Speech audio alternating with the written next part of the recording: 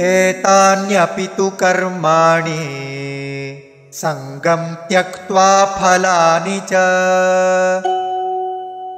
कर्तव्यानीति मे पार्थ निश्चितं मतमुत्तमम्।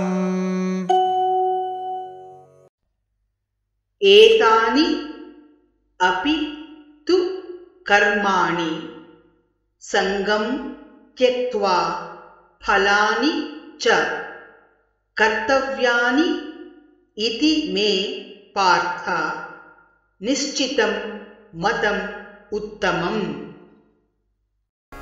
एतान्यपि तु कर्माणि संगं त्यक्त्वा फलानि च कर्तव्यानीति मे पार्थ निश्चितं मतमुत्तमम्। एतान्यपि तु कर्माणि संगं त्यक्त्वा फलानि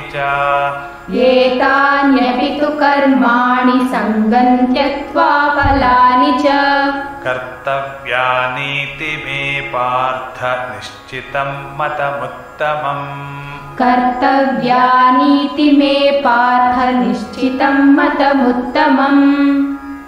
एतान्यपि तु कर्माणि संगं त्यक्त्वा फलानि च कर्तव्यानीति मे पार्थ निश्चितं मतमुत्तमम्। एतान्यपि तु कर्माणि संगं त्यक्त्वा फलानि च कर्तव्यानीति मे पार्थ निश्चितं मतमुत्तमम्।